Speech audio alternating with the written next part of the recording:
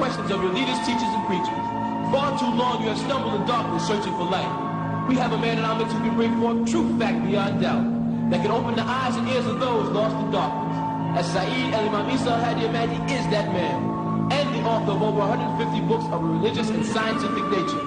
As Saeed al-Imam Isa al-Hadi al-Mahdi has brought forth this information straight from the scriptures, so it cannot be denied. So we invite you to listen, to learn from the true light featuring as Saeed al-Imam Isa al-Hadi al-Mahdi.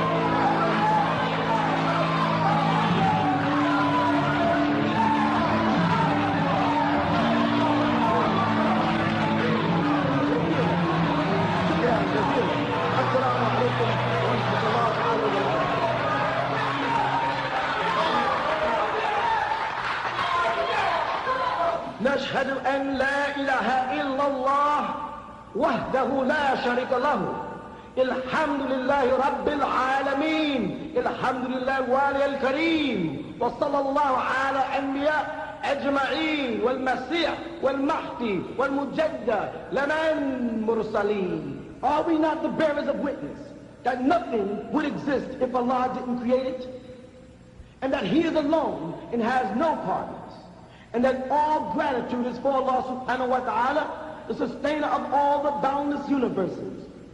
All gratitude is for Allah subhanahu wa ta'ala, the generous eternal friend, and send salutations of Allah on all of His prophets and His apostles, and on the Messiah, the anointed one, and on the Mahdi, the guide, and on the Mujaddid, the reformer, which was all sent from Allah subhanahu wa ta'ala. We send greetings and we send peace throughout the boundless universe to all. Assalamu alaikum wa rahmatullahi ta'ala wa barakatuh. You're now listening to The True Light with As-Saeed al-Imam Isa al-Hadi al-Mahdi. Could you break down chapter 2, verse 7 of the Holy Quran, and how it relates to people who hear the truth, but then they always want to argue with you? Okay, inna alladhina kafaru, again, surely those who are kafir, they maliciously attempt to cover the truth. It's sawa'un, it's equal, it equivalents to alayhim, on them. It says andartahum. The word nazar means to warn somebody. It calculates whether you warn them am lam tundirhum, or you warn them not. La yu'minun. They're not going to be faithful. So what it translates to mean? Surely those who try to cover the truth, it comes out the same whether you try to warn them or if you don't warn them. They're still not going to become faithful.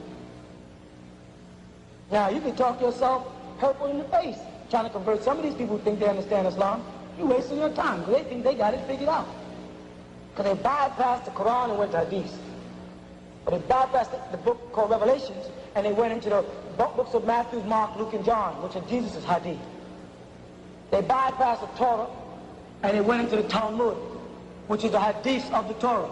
And now the Jews live by the Talmud, the Christians live by the books of Matthew, Mark, Luke, and John, and the Muslims are living by Bukhari, Muslim, Shafi, Hanbal, and hadith people. And all of them have gotten away from the text of Allah.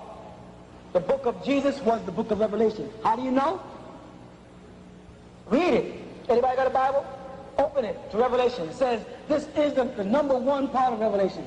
This is the revelation of Jesus the Messiah, which the Lord gave unto him to show unto his people what must shortly come to pass. That's exactly what it says. You won't find that in the book of Matthew. You won't find that in the book of Mark. You won't find that in the book of John. You won't find that in the book of Luke, Timothy, or any other books. But right in the book of Revelation, Revelation chapter 1, this is the revelations of Jesus Christ which the Lord gave unto him to show unto his people what must shortly come to pass. Is that what it says in the Bible? In the book of Revelation? So what book is Jesus' book? The Revelation, it told you. Not Mark, not Matthew, not Luke, not John. Those are his hadiths. And because of those hadiths is why we have so many different denominations. From John the Baptist, we got the Baptists. But the Pentecostals from the point of the Pentecost. Seventh-day Adventists for the seventh-day advancement of the angels. Jehovah's Witness for Jehovah it shall be my witness. People took these books, was not the book of Revelation, you see, and derived the names of their congregations from them. Now, instead of going to the book to get their name, here we go. Masjid Taqwa, Master Fair, Master Jamia, Community Mosque, Masjid Iqwa, the Brothers Mosque, Yasin Mosque. The Yasin is a symbolic meaning of Allah. None of these are in the Quran. Nowhere in the Quran does it tell you to call yourself Masjid Iqwa. But in the Quran it does say, Ya ayyuhal ladhina amanu kunu ansarullah. Oh, you who believe, be ansarullah. Kunu is an order tense for a group of people. Kunu ansarullah. Be aiders in Allah's way. Oh, you who are of the faithful. Ya ayyuhal ladhina amanu kunu ansarullah. It tells you what to be, right there in the Quran. It doesn't tell you to be Masjid Iqwa, Masjid Mu'minun. It doesn't tell you that. There's some men put together. We're not Ansarullah community because we like the way it sounds. We're Ansarullah because we found our name there in Allah's words. وَقَسِّمُوا بِالْحَبْلِ اللَّهِ جَامِعًا. So therefore we say جَامِعًا, جَامِعَ Ansarullah, جَامِعَةُ Ansarullah. وَقَسِّمُوا بِالْحَبْلِ. وَقَسِّمُوا, grab a hold of the habl Allah, of the rope of Allah. وَقَسِّمُوا بِالْحَبْلِ اللَّهِ, as a جَامِعًا, as a community. Communities do not come to the mosque only on Friday and then going about their many ways. That's what the Quran says. It says, Jami'an wa la tafarraqun. The word farraq is from the same word as nufarq, distinction or differences. Now, hold on. Tuggle on the rope of Allah as a community, it says. And don't be divided. You walk into a mosque and everybody's dressed different. Prophet Muhammad wore misk and what? Rose or musk oil. You walk around people, they got on sandal, and they got on Nubian and Kush, and people smell like a bowl of fruit walking in the mosque. All different kind of clothes. Prophet Muhammad wore white, and he wore black, and he wore green. He did not wear blue. Muslims don't wear blue. I don't know why these Muslims in this country persist on wearing blue. You won't find in any books in any Islamic country where blue is worn. They don't wear it. It's a symbol of the tribes of Judah, of the house of Israel. It's one of their colors, the coat of arms. They don't wear the color blue. Though we were called the blue people. What? People who put it on. Sisters persist on calling a wall a veil. Hijab is a wall, not a veil. Hijab is a wall that they live behind, the Arab women. And if you go to Saudi now, and you see one of those walls made up of these little fine prints, but they look out, but you don't see the real women, because they have servants that go shopping for them, that place is called hijab. You understand what I'm saying? The word khimar, from khayma, the word khayma means tent. Khimar means to cover. Khumra, which they translate in the Quran in English as wine, has nothing to do with the word wine at all. It has to do with blocking the intellect.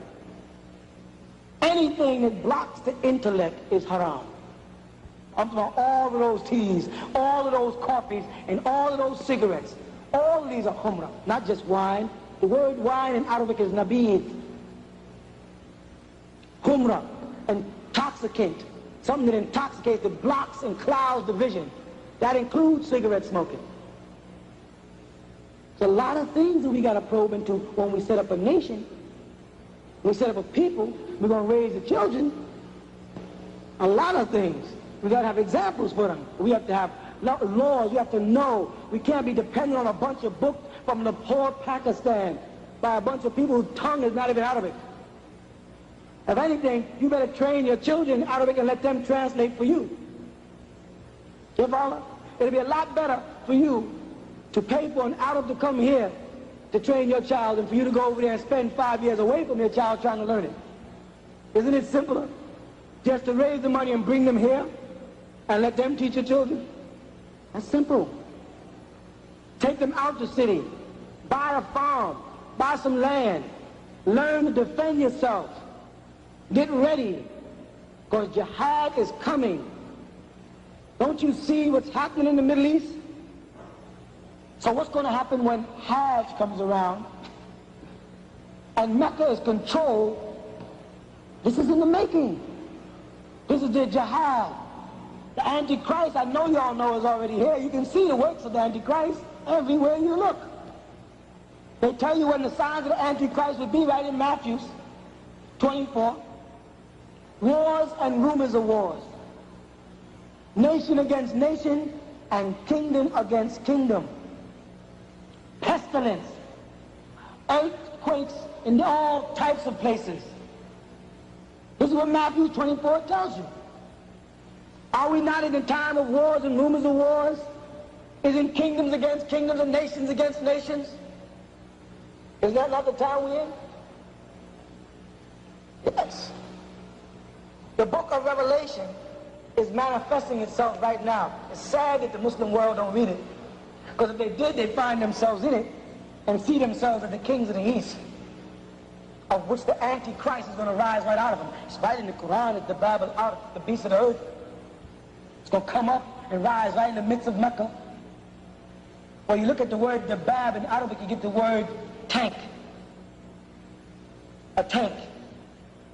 It's already there. The word Arab means earth, planet earth, or ground. Dabab in Arab means tanks up on the ground.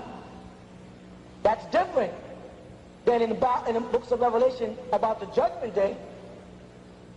When they speak in the judgment day, let me show you what it says about the angel coming down. Revelation 9, and the fifth angel sounded, and I saw a star fall from heaven unto the earth. And to him was given the key of the bottomless pit.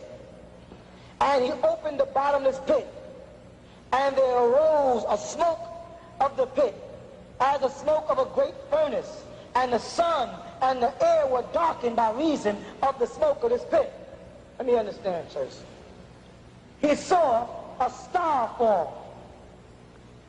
And when the star hit the ground, it passed in like a pit.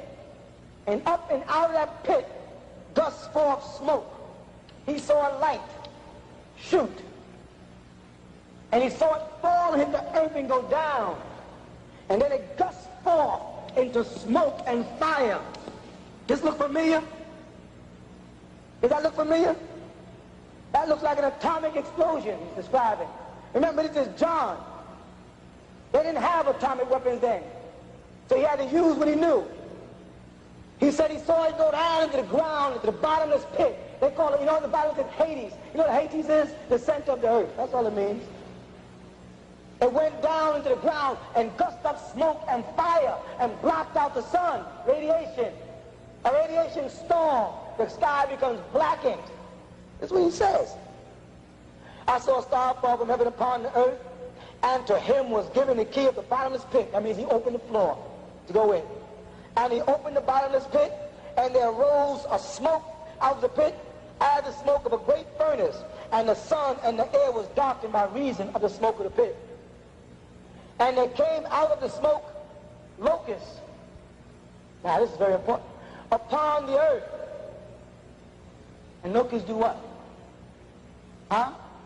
Fly. He saw locusts on the earth go up. Watch what happens. And unto them was given the power, as the scorpions of the earth have power. What do scorpions do? They sting. They kill. This locust has the power of a scorpion, Allah says.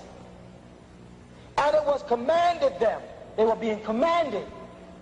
You understand that? You understand locusts being commanded? Okay. That they should not hurt the grass of the earth, neither any green thing, neither any tree. Do you know of any locusts that do not eat trees and grass?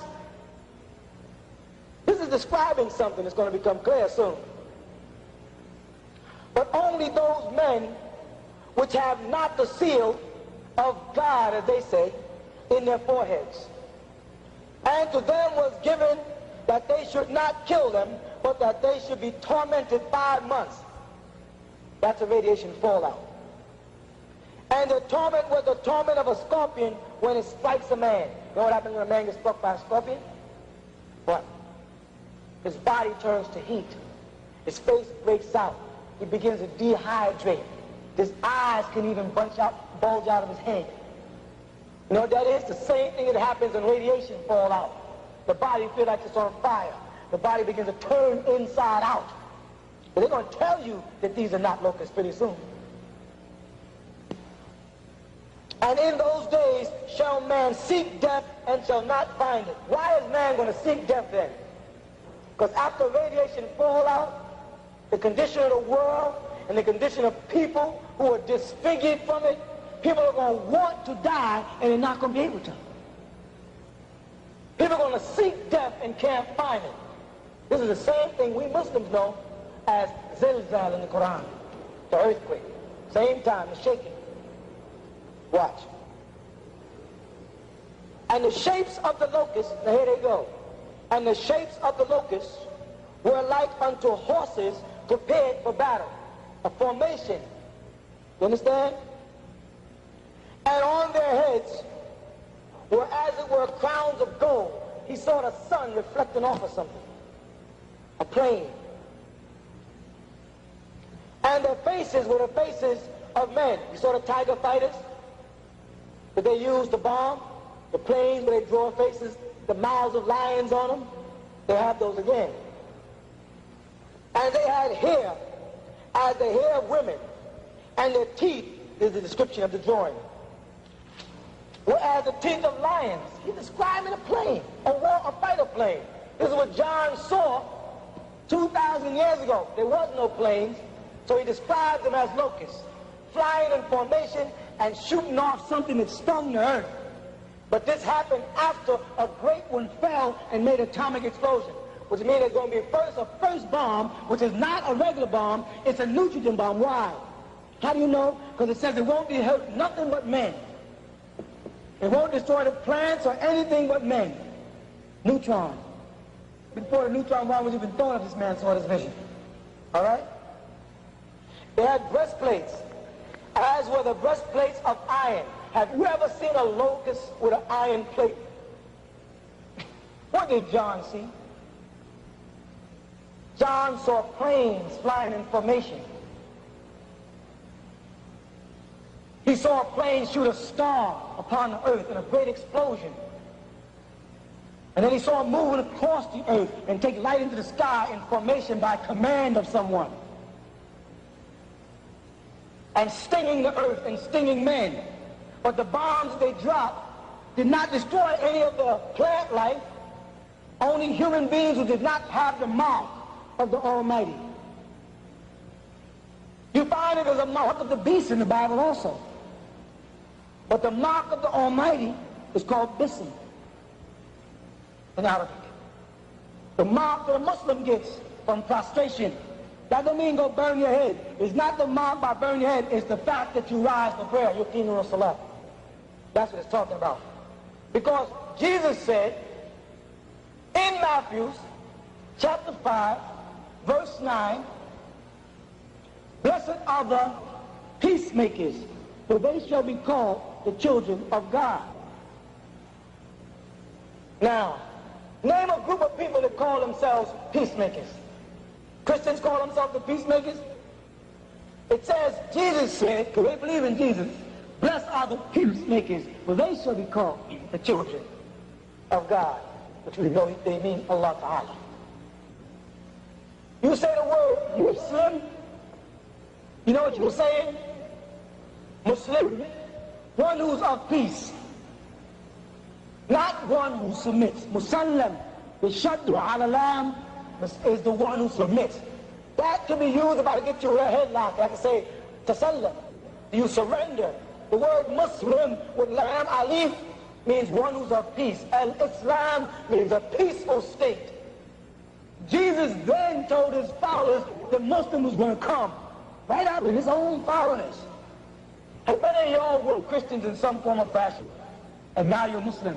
Jesus said, blessed are the peacemakers, for they shall be called the children of God. These are physical descriptions of the life and practice of our Apostle Muhammad sallallahu alaihi wasallam.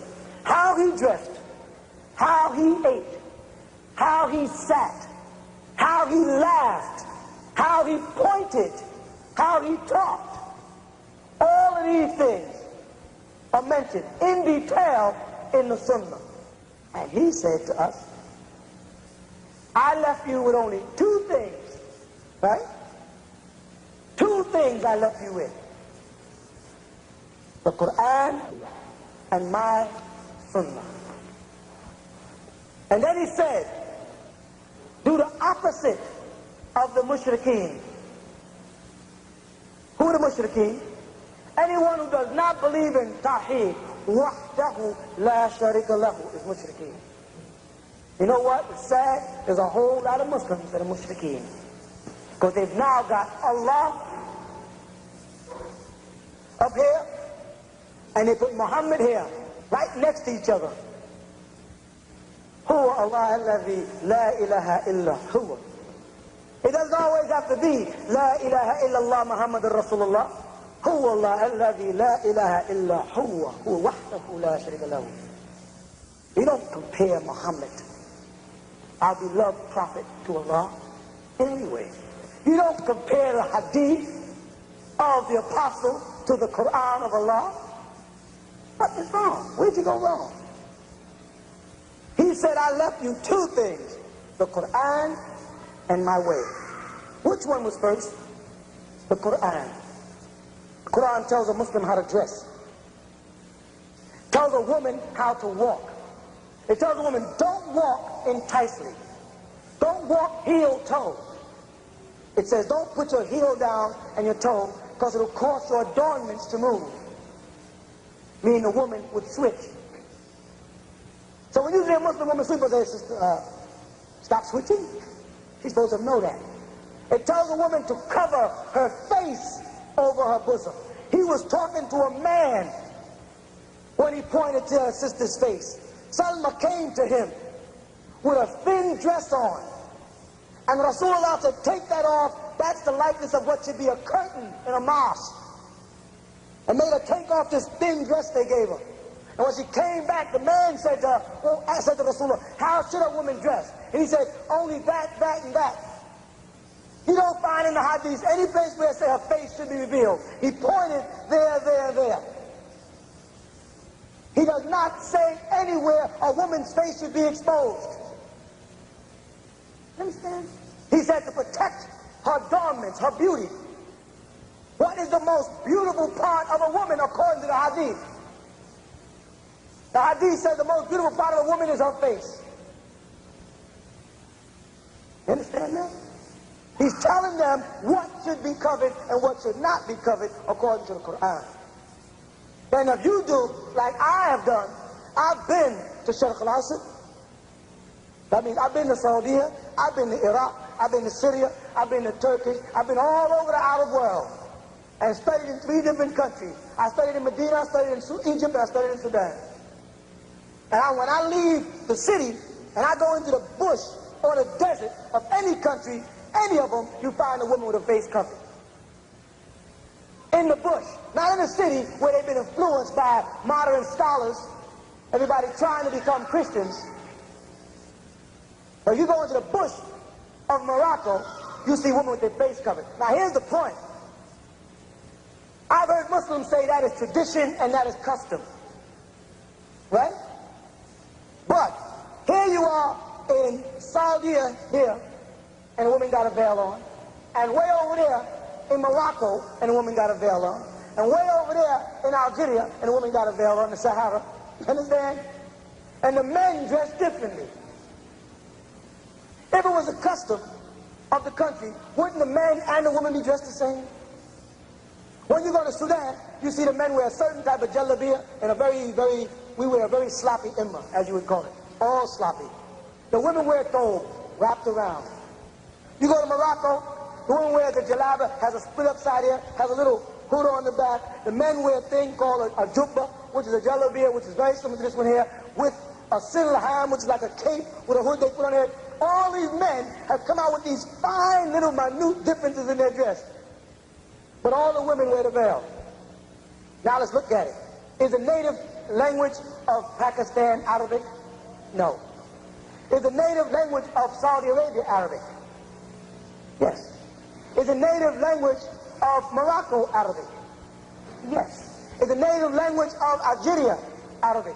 Yes. Is the native language of Libya Arabic?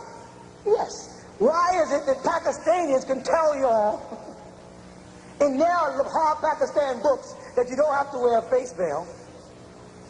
And you can look into the Arab magazines and see women with face veils in Arabic-speaking countries. Where did they get the idea? Tell me, anybody. Where did the veil? Don't tell me the Turkish, because the Turkish didn't have nothing 200 years ago. Where did they get the idea to cover their face from? Tell me where the idea came from. And how it ended up on 4 different continents. They must have got it from something that they all have in common. And what is that?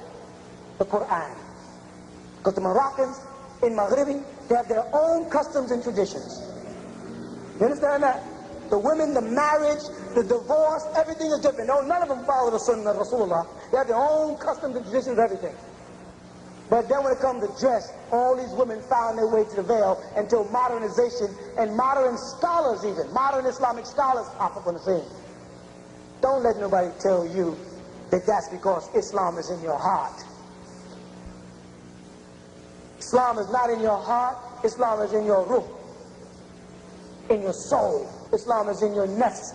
Islam is in your spirit, in your essence, not merely in your heart. You have 3 words for love in Arabic. This is what happens. Why it's so important. You have hib, wood, and ishq. 3 different words for love. When you express compassion, it's wood, from the word Dawood or El-Wadud. When you like something or like the way it was done or like how it's done, it's hib. When it's a total control over the whole being, it's ishq. Which one of these 3 do you have in your heart? You understand what I'm trying to say? They're lying to us. Islam is not just in your heart. You have to practice Islam. The Prophet Muhammad said in his hadith that you're going to know the people of Dajjal because they're going to have the sign of a kafir on their forehead. Some Muslims are really looking to see some people with a K on their head. They really think so. You know what the sign of a kafir is on the head?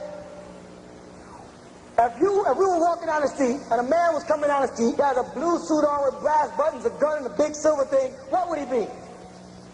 If he had on a green suit, fatigues, you know, what would he be? Huh? Soldier, police. If he had on a white suit and a hat that sat up and had a little thing on the top of it, what do you think he was? A cook, a chef. You understand? How do you identify these people? Huh? By what they have on. If Rasulullah Muhammad sallallahu alayhi wa sallam was to be walking down the street, how do you think he'd be dressed? Like the brother in the jalabiyah or the brother in the suit and tie? If Rasulullah was seen on the street, do you think he would have a clean-shaven face, or do you think he'd have more than likely have a beard like this man has here? Huh? Based on the hadith, the sunnah, which describes him, which one do you think he'll look like? Him? Will he look like him, or will he look like a person without a beard? Huh? And if those women followed him, you think they'd have on Jordache? Or do you think they'd have on long, loose-fitting garbs and covered bodies? Anybody ever gone to the airport? See the Arabs coming in the groups every morning? All the women are veiled up, then they get in and they take them off. How, why, I don't know, but I know they'll know in Yom Akhir. So, when you see a person, you should know what they are. Correct? Now, he said, meaning Rasulullah, alayhi salatu wasalam, that some of his followers are going to go over to the Dajjal. And they're going to be deceived by promises of wealth the Dajjal is going to make to them. This is what he said. Muslims in the Muslim world are making new deals and new contracts of progress with the Western Christian world every day. every day. New trade laws, new everything. He said some of my followers are going to go over to the Dajjal for wealth. And all the Dajjal makes appear wealthy is going to perish. And he said, you'll know them because they have the sign of the Kafir. Well, who is the Kafir but the Dajjal's followers? All right? Now let me describe the Dajjal's follower. Short haircut, no bed, suitcase, gray flannel suit, and tie and shirt. Correct?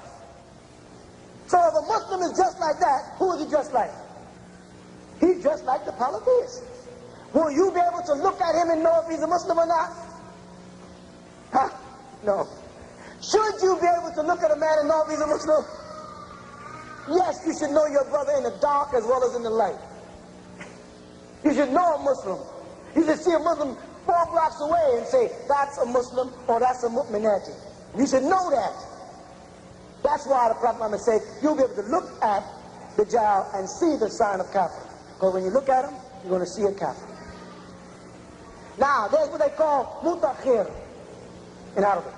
When a Muslim has the right to say he's not Muslim to do something for Islam. This is a law. It's in the Sharia. Where it came from, I don't know, but it's there. Say, for instance, you was a doctor, right? Or a pediatrician, and you operated on babies. And you came to me and said, Imam, if I wear my jalabiya and my taghiyya to the hospital, I will lose my job. And I receive Muslim babies when they come in.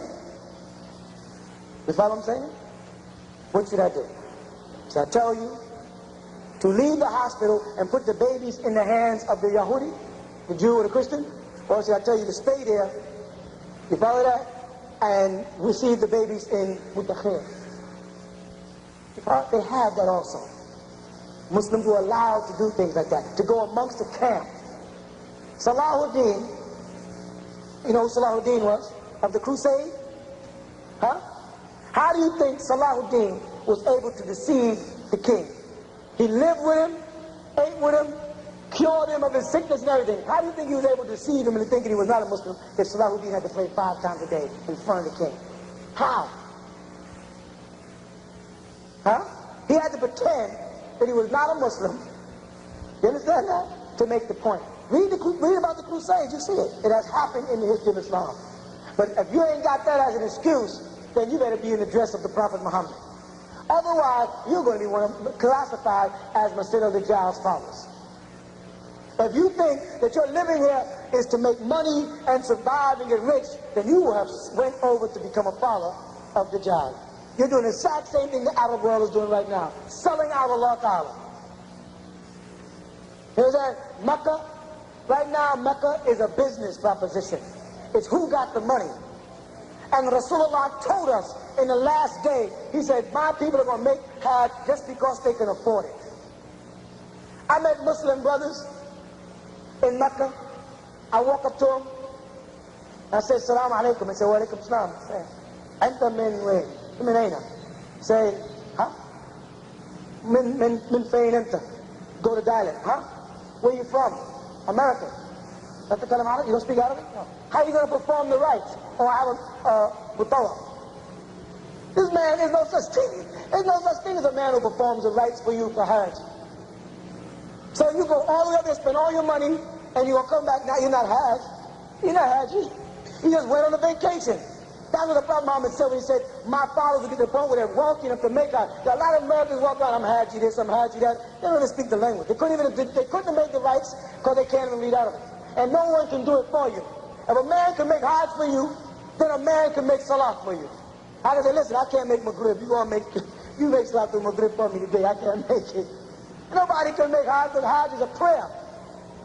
I don't know where they came up with this new thing with the mutawaf. That means the men who run around and lead people. Half of them are not even Muslims. This is what you're up against. We have decided here what a Muslim is, what a Muslim believes in, how a Muslim should dress. I'll take you to the Injil, how Isa foretold you're coming, how you are here. What are you waiting for? If paradise is elevating to other galaxies, Then what and where is hell? Okay, hell is where you will make it. Hell, the Quran has many dimensions of the word for hell in Arabic. They have words from sir to nur. They have many words, and each one of them describes the state of mind that people are going to put themselves in. Okay? Very rarely do you find the word makana, place. Hawiya, the bottomless pit, merely means a boundless place. That's more interpreted in Arabic as eternally than anything. Now, when we say that heaven is planes, we're talking about states of growth emotionally. Planes are not merely places. Places and things deal with nouns and physical objects that have to do with, like I mentioned earlier, the motion of molecules on the physical plane, right? Matter.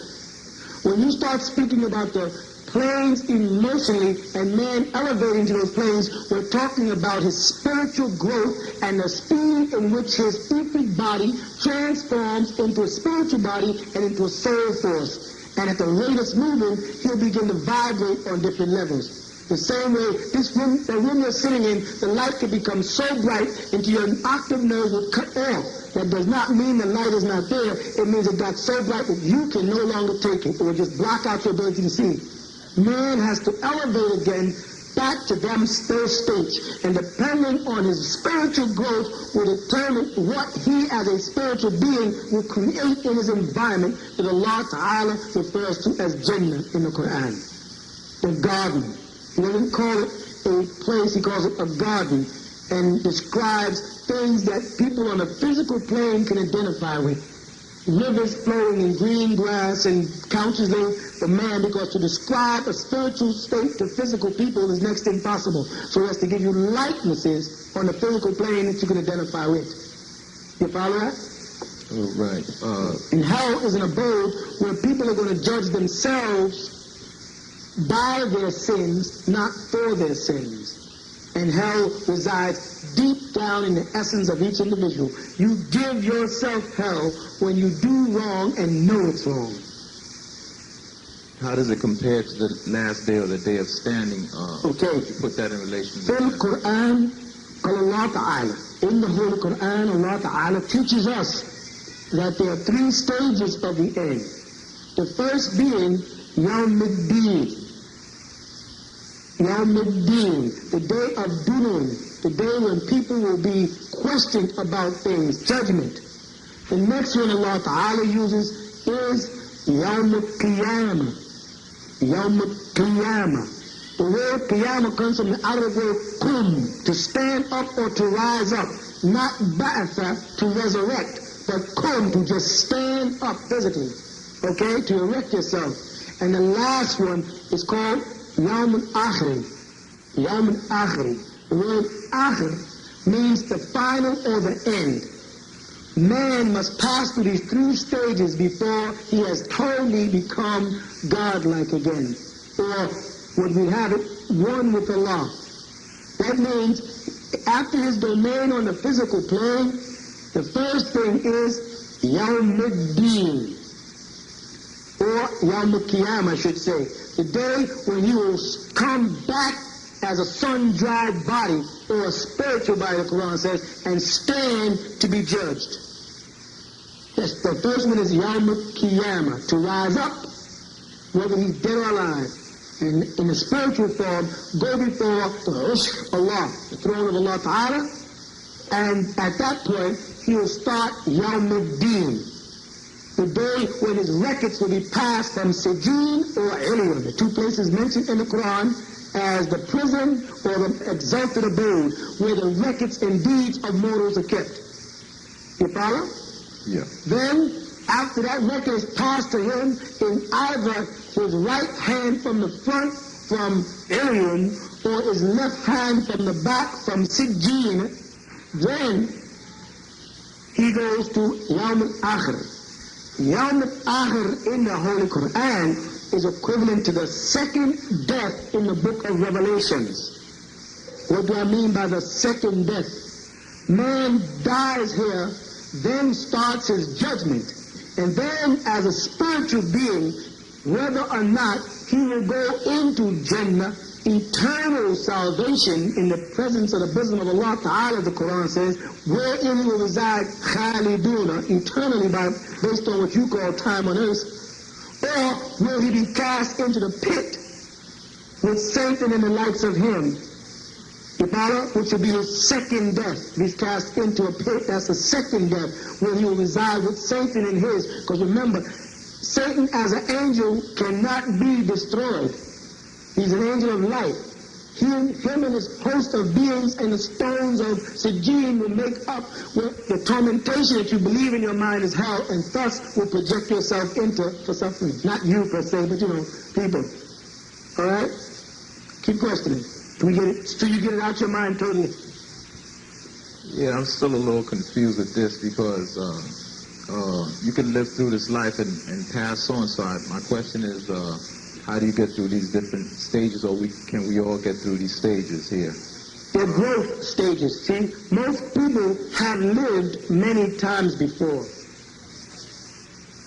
Right? The scriptures confirm that Elish was Yahya, that John the Baptist was the return of Elijah, and that Moses and Elijah appeared to Isa on the mount in front of him. You follow that? These spiritual beings. The scriptures from the Quran, straight back to the Injil, to the Torah, confirms the presence of angels in the form of men that incarnate to human beings. Like when the angel Jibreel, salam alaikum wa rahmatullah, appeared before Rasulullah Muhammad in the cave in Laylatul Qadr to give him the revelations of Al-Quran al-Kareem, right? And he also, Jibreel, appeared to Miriam, the mother of Jesus, to tell her the announcement of the birth of the Messiah, Jesus ibn Maryam, the son of Mary, correct? So we have records in the Holy Scriptures, be they the Torah, the Injil, or the Quran, or the Zabur, of supernatural beings appearing in the form of human beings to converse and interact even to the point of breaking bread and supping with mortals. And the Hadith confirms it when it mentions Jibreel coming to the Prophet Muhammad in the 40 Hadiths. So we have records that there is life beyond this life throughout all of the scriptures. Insofar as this being Gabriel was with Abraham at one point, Moses at another point, Mary at another point, and Muhammad at another point, and we're talking 5,000 years. All right? And they always come with the same message. That man has to realize that he is one with the universe. He is one with the Creator, Allah subhanahu wa ta'ala, and must raise himself back to that state so that he can go back to where these beings came from.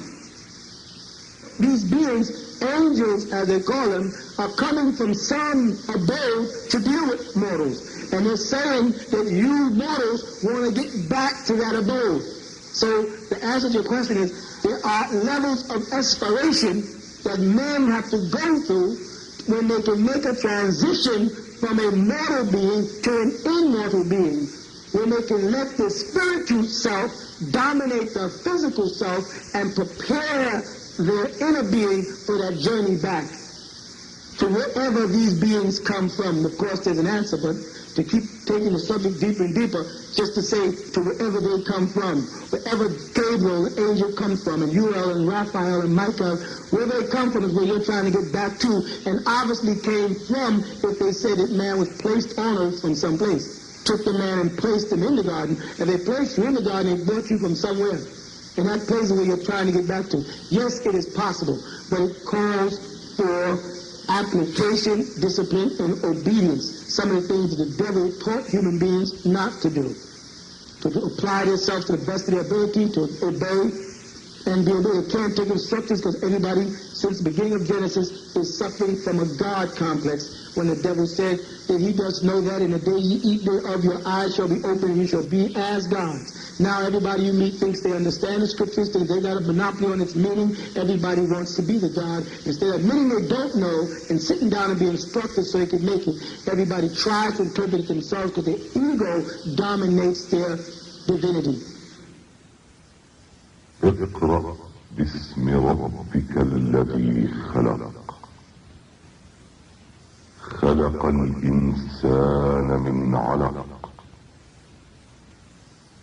اقرأ وربك الأكرم الذي علم بالقلم. علم الإنسان ما لم يعلم. صدق الله العظيم.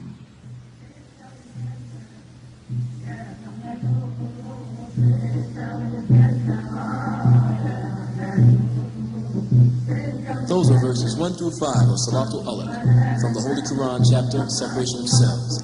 Now the 96th, originally the first chapter, revealed to the Prophet Muhammad, peace and blessings of Allah be upon him. Translation by As-Sa'id Imam Isa al-Hadi al-Mahdi.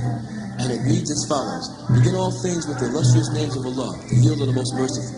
O seal of the prophets of Allah, Muhammad, by the supreme sovereignty of your sustainer and creator, you are being ordered to read, by beginning with the name of your illustrious sustainer who created all things. He, Allah, created all human beings of a separating cell.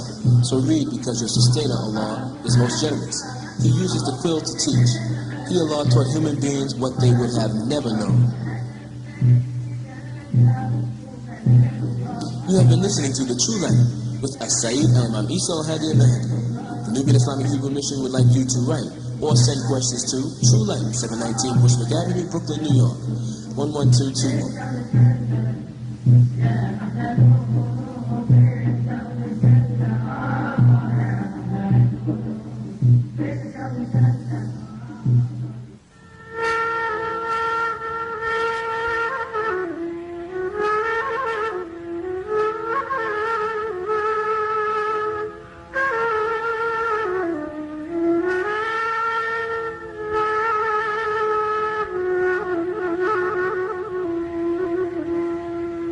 ربنا أكمل لنا نورنا وأكفر لنا إنك على كل شيء قدير. This is from the 66th surah of the Holy Quran, the 8th verse, and reads, O Sustainer, complete for us our light and forgive us, for surely you have the power over all things.